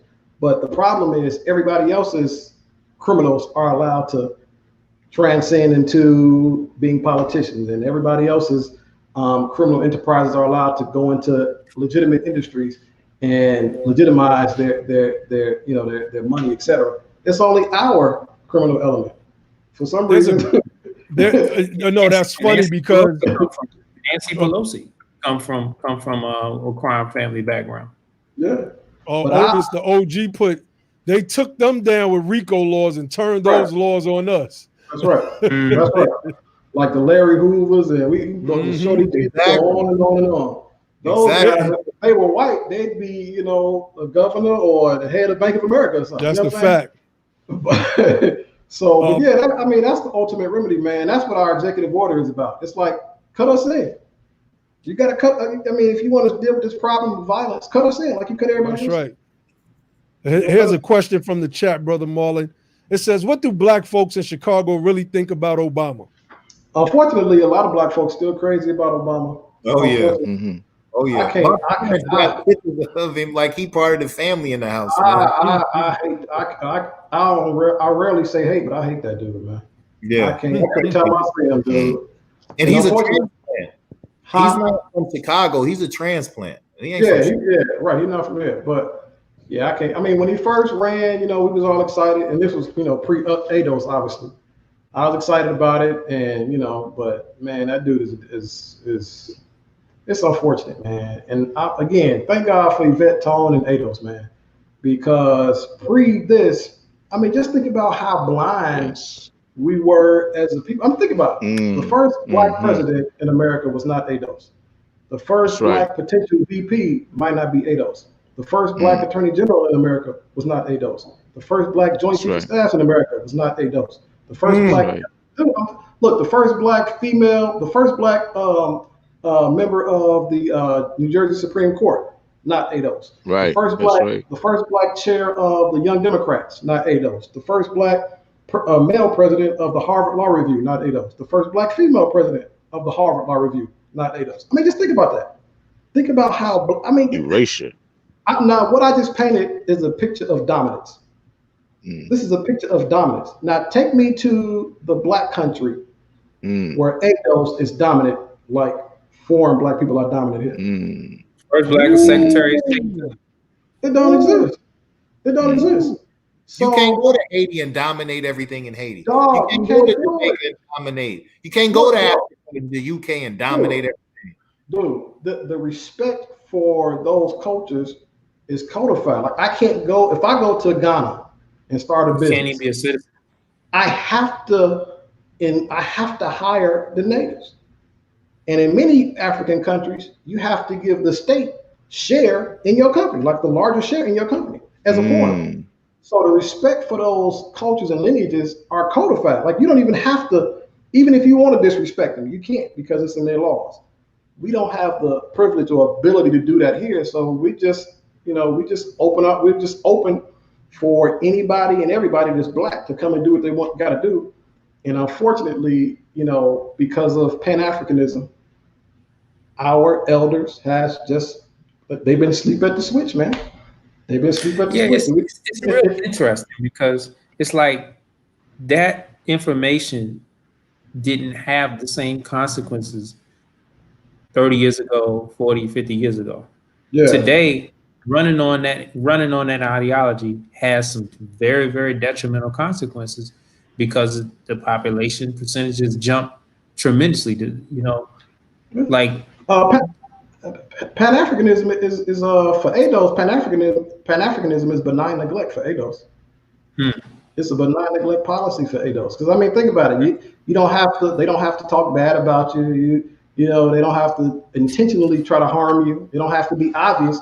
But it's just a way to kind of real nicely neglect ADOS in the country our ancestors did. And it doesn't happen in any other country as it relates to Pan-Africanism. It doesn't happen. If you take Pan-Africanism in any other country, it's not going to happen. So it's a policy of benign neglect for us here in this country. And I used to try to kind of walk the line and say, well, if you want to be Pan-African, you can be Pan-African in ADOS. But I'm just totally done. I'm done with Pan-Africanism. Is dead, man. Yeah, I don't want to hear it at all. So it's a harmful perspective and a harmful ideology for us in this country. We just gonna have to be real with that. We're gonna have to be honest about that. That's a fact, man. Definitely. Yeah. So, all right. So, anybody else? We coming up on the 2-hour mark. Anybody else had any more questions for our brother before we get up off of here? Anything anybody wanted to share? I do have a question for y'all, man. I want to ask Lord Albert and Ali, what's the best basketball team that was ever assembled in the United States of America? Y'all know that?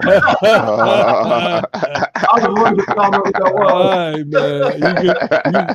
You got that one, but I'm gonna raise you the Yankees. I'm gonna raise you up the Yankees. What's that? 27 world championships there. Everybody knows it was the dream team. That's the best basketball. Okay.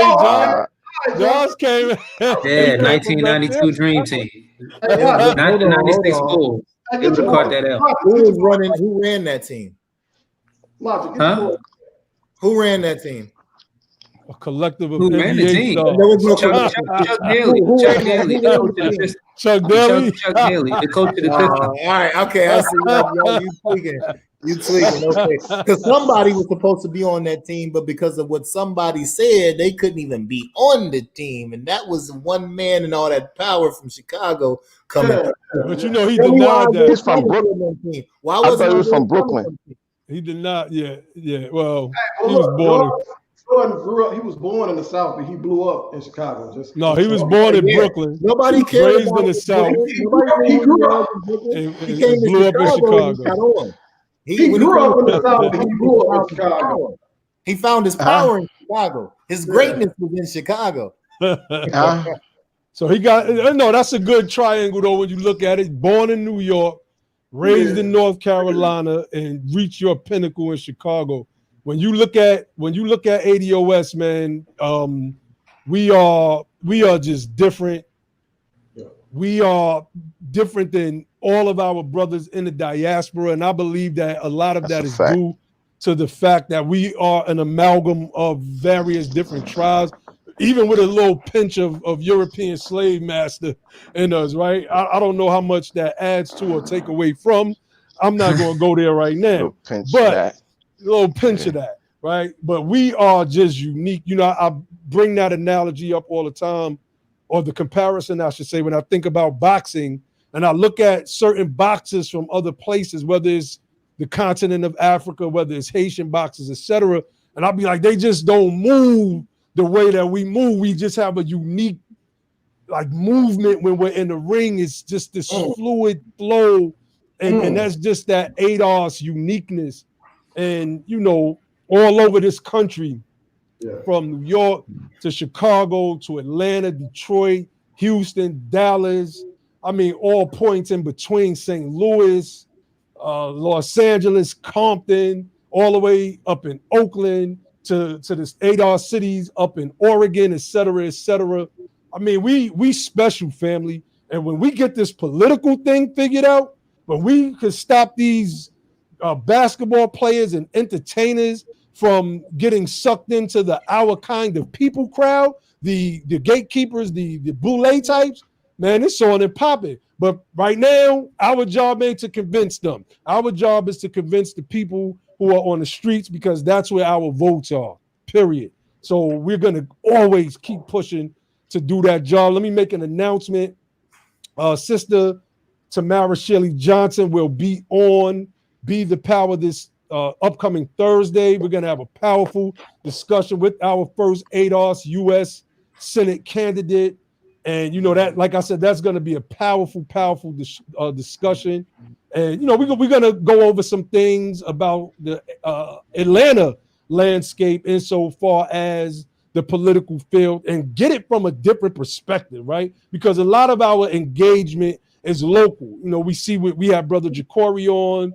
We had, just insofar as activism is concerned, our people from ADOS Houston. We got Brother Marlon on right now. And, matter of fact, next Tuesday, we're going to have ADOS Los Angeles on. So we're going to have Sister Friday and Brother Chad, I believe is his name, and another sister whose name I can't think of right now. So we just running through all these ADOS cities with all of our ADOS local candidates. But this particular situation with our sister Tamara Shirley Johnson is a little different because it's at the federal level. So we can gain an insight on the things that we need to do and prepare for as we make our own runs. Because I know, like I've said recently, I'm thinking about moving back to New York City so I can challenge my local congressional seat where I grew up at, which runs just about uncontested every year. And this is one, this is just one of the things that we are trying to empower people with on this particular channel. So make sure y'all tune in next Thursday and next Tuesday. Be the power. We're going to keep on moving.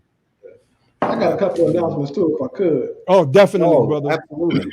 Yeah, once And again, then tell people where they can find you, the websites, your social media page, etc. So y'all can find ADOS Chicago. If you're in the city of Chicago or in the state of Illinois and y'all want to link up with us, it's adoschicago.org. adoschicago.org. You can fill out that contact form, and I'll get back to you as soon as possible. Or you can just email me at marlon@adoschicago.org, marlon@adoschicago.org. And if you want to help with this executive order we're trying to get done here in the state of Illinois, go to itshardbeingblack.info. Itshardbeingblack.info. And in way of announcements, this Saturday from 6 to 8 p.m., I've been working on a relationship with the Progressive National Baptist Church, which is Dr. King's church, Dr. King's denomination. And we had a few conference calls a few months ago. Arthur and Cynthia were on the calls, and they want to work with us, and they were just waiting on a green light from National to give them the authority to go ahead and officially start working with ADOS. So they got that green light. And so we're going to do a panel this Saturday. It'll be myself, Dr. Cosby, Yvette Carnell, ADOS DC, ADOS DMV region, ADOS Detroit, ADOS. What date is that again, brother? Saturday, the 19th. Okay. The 19th. So it'll be ADOS Chicago, ADOS DMV region, ADOS Indianapolis, ADOS Detroit, myself, Dr. Cosby, Yvette Carnell, and the PNBC social justice ministers. And so we're going to be talking about how ADOS and the PNBC can work together and trying to make some connections in that regard. So look out for that. I'll send all you guys the flyer and all that kind of stuff in the Zoom link for us so y'all can share it and jump in. So that's coming up this Saturday. And every Sunday we do a ADOS orientation. It's live on my Facebook page and it's live on the ADOS Chicago Facebook page. So look out for that, and particularly for you, Logic. If you got people in the state that want to check out what ADOS is about, you can definitely connect them to that orientation. And we kind of go over the basics of ADOS, our mission, objective, etc. So, no doubt. Definitely. Any of the bros wanted to add anything before we close out? No, man. I just want to thank Brother Marlon for coming on the platform, man, and just this was a great discussion. I'm so glad that you had the opportunity to do this and we was able to get this done. And just keep tuning in and keep us, connected and abreast to everything that's going on. And, this is what Be the Power is about. And, I appreciate you. And hopefully this won't be the last time we can have y'all on, frequently. And, we can continue this relationship. Thank you again, bro. Man, thank you, brothers, man. Much love, much respect, man. Anytime. Same to you, brother. Same to you, brother Josh or Ali. Peace. You had anything to add before we close Just it out? Peace, man. Peace to the good brother. Definitely. Man, much love, bro. Much love, man. Definitely. Yeah, man. You was one of the first ADOS people I started following after I started, pretty much getting involved in the movement. And I've just been watching you, man, and you always been bringing value and doing your thing, man. So I just got much appreciation and respect for you. And man, because especially in Chicago, I mean, that's one of the cities where we can look at and like, man, we really need this. We really need this thing to happen as far as reparations. And we are also hopefully we'll be able to have you back on, man, because we're gonna do a show talking about the history of ADOS politics in Chicago. Okay. So hopefully we can have you back on when we do that show. Anytime. Yeah, we're gonna actually do like broadcasts on all the different cities, man. We're gonna go all the way back. Like the first one we're gonna do on New York, that I think we're gonna surprise a lot of people with like the New York slave plantations and things of that nature. So that's gonna be interesting. And then we're gonna, like, I don't know, we're gonna do them every week, maybe, but we're gonna try to do like the history of all of these different cities and just give breakdowns. Even in Dr. Darrity's From Here to Equality, he has some things in it about the New York riots that I wasn't even aware of.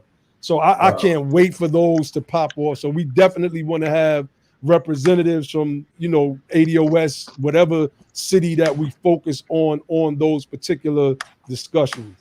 Okay. They had. Yeah, Let me tell you something, man. They had doctors' riots in New York City, man. Did y'all know that? Who? Doctors' riots. Oh, because doctors were stealing bodies out of the graveyard. They were grave robbers, and they were stealing. They were going to the African burial ground in New York, and they were stealing the black bodies out of there, their cadavers to have as cadavers to experiment on. And that thing caught. And when they started taking bodies from the white cemeteries, then it caused this whole riot that went all the way up to Columbia College, the medical college at Columbia, what is now Columbia University, and they was looking for these doctors, man, because they was trying to kill them for stealing the white bodies out of the graves, man. But anyway, that was just a little New York stuff. Let me know when y'all do that, man. I'm okay. Reason I ask is because I'm talking with a sister now, who has a connection with the original Ancient Mama, and the original Ancient Mama had some connection to Illinois, and she was able to get a headstone for Ancient Mama in some cemetery in the state of Illinois. So I can definitely, she knows a whole lot of history about that. So I can definitely get her in tune with that. We can have a real good conversation about definitely Illinois. So let me know when y'all ready to do that. For sure. Somebody asked me to speak on. I won't go in depth right now, Brother James Fountain. But what I will say is that we are officially a 501c3 nonprofit organization, and a part of what we're trying to do with the United Sons and Daughters of the Freedmen is reverse what we're calling a spell.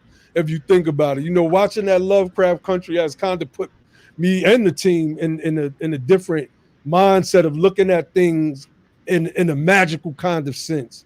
And what I was being taught lost cause teachings all the way up in New York City in my public school. So one of the things that we want to do is reverse that.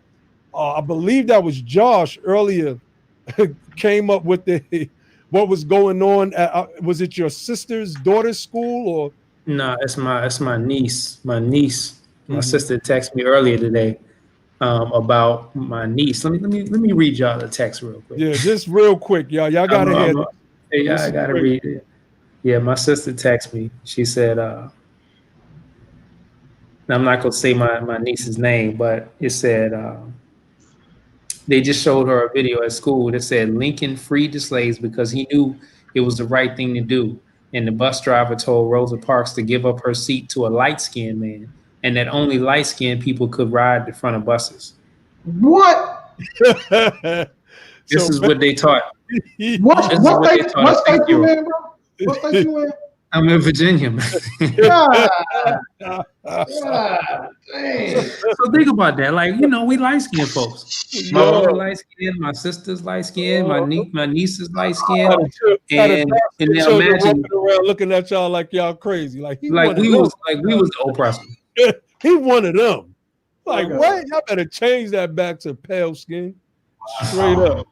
Or white people. That is absolutely crazy, man. So you know, that's one of the things that we're trying to do with the United Sons and Daughters of Freedmen, along with establishing a database, whereas us as ADOS could track our families, try to link up with other databases so that we can have a central location. So when somebody makes the claim, you don't know if your ancestors was the slave, how you gonna find out? Be like, you could go right here to usdof.org and type my family's name in, and you're gonna see my whole family tree. Here you go. Here's a link. You know what I'm saying? That's one of the things that we're working on as well. So, you know, I'm excited. I'm just excited about everything. The ancestors are working right now. I believe, you know, I believe in stuff like that. Real quick, also shameless plug. I'm working on a screenplay. So if anybody got some screenplay skills, let me know, because I've been working on this screenplay, but Lovecraft Country has really wanted me, just like with ADOS, our input is from that northern Islamic movement side, that Nation of Islam, that 5% of that Moorish Science Temple of America side, right? So whereas you have the ADOS push. So when you see Yvette and when you see Tone, you think more of the Dr. Martin Luther King, you see the Dr. Cosby. So you got the Black Christian side, right? So that's, you know, our aspects are different in that regard, although it's the same if you think about it. We still fighting for us. And my script was actually going in the direction of where Lovecraft Country was going, with the different orders, etc.